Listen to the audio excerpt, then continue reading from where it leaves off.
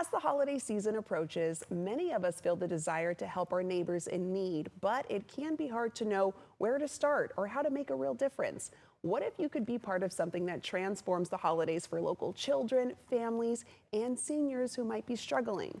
Our guests today are here to share how their organization channels our community's incredible compassion into direct action, creating waves of hope and joy for those who need it most. Let's welcome Higher Purpose, the event foundation's Whitney Webb, their president, and Mary Gillis, their Toys for Tots coordinator. Welcome, ladies. Thank you. Thank you so much for having us. Yes, happy to have you both on. Whitney, I wanted to start off with you. Can you tell us, that name, Higher Purpose, so meaningful. Right. Can you share the story behind it all? Absolutely. So Higher Purpose was started in 2011 by a gentleman named Ryan Flanor, and he had been volunteering since 1995, trying to make a difference all around Sacramento, Citrus Heights, very passionate about giving back, and then decided to partner with Jeff Keith from Tesla, the Sacramento rock band, and they did their first Ride for Reason. And so he created Higher Purpose, the event foundation, out of that, and then started doing work with foster kids and seniors and veterans, and it has continued. So the name is strong, and it definitely stands for something, and that's legacy, because that's how we're going to continue Ryan's legacy. That's how you roll. That's how we roll. All right, Mary, could you tell us about the different families and even community members whose holidays are made brighter just by this toy run alone? There's so many families that's one of my primary goals, is to make sure that we get to the families that can't get to us. I stand really strong with that if you're in need and you have a family and your children are not going to have something for Christmas, we're here to make sure that that doesn't happen. And Toys for Tots and Higher Purpose Foundation, Operation E.L.F, we work all together just to make sure that we can get to as many families as we can. What great work that you two are doing, the foundation is doing. It's just good to know that there's stuff like this going on in the community. Whitney, for those who maybe haven't experienced it, what's the actual day of the toy run like? Kind of paint the picture. What's the atmosphere like? Totally. So we're going up to Auburn. We're going to Bethlehem Lutheran Church to start. They've been hosting us since we started Operation E.L.F in 2012.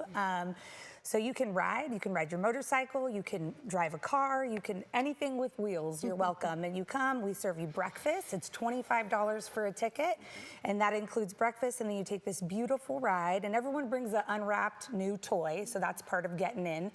And then we ride to the Opera House Saloon, and there we have lunch, and we also have a concert that we're gonna kick off for about 3 hours. So for $25, you get all of that, and you get to have fun and do great stuff for the kids and for the seniors and the veterans. So I was gonna say delicious food. That's right. Go on the ride, you get a scenic drive, bring a toy to a family. And you said a concert. Yeah, we're gonna do that music. That's right. We're gonna rock out after we're done, just to celebrate all the good work we're doing. I love that. A little bit of everything. Can you give us the when and where of the event? Yes. So it's going to start at Bethlehem Lutheran Church, 1279 High Street. Arrival time is about 8:30 to 9 a.m. Kickstands up at 11:11, because that's a very significant number for us. And so that means we'll take off, do the ride. We'll arrive at the Opera House Saloon in Roseville at about noon. And the concert, the part will kick off right after that. Okay. And then Mary, for community members who want to help, what kind of items or donations are most needed right now to help make this event a success? Toys. New unwrapped toys of any kind. Also blankets. We do have one of the organizations that we like to be able to give blankets to. So any size, the more blankets we have, the better, especially right now. But really the new unwrapped toys of any kind. And sometimes it's good to look at the older kids, because a lot of people, when they buy toys, they're looking at the dolls and the babies and the cars. But we do have older kids in the teens. So if we can find things for them, it would be really wonderful. What's been the response from families, even kids, when they receive these toys? What are they telling you? There's one that'll always stick out to me. We work with Bridges, the STARS program. That's where we get the majority of our kids. They're like 500 plus.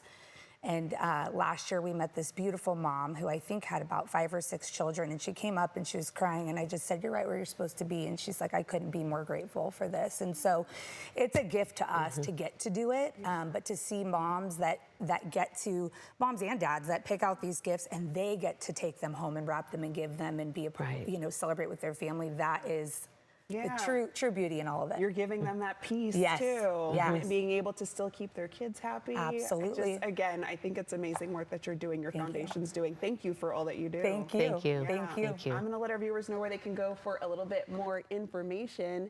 Experience the power of collective heart. For more information, visit higherpurposefoundation.org.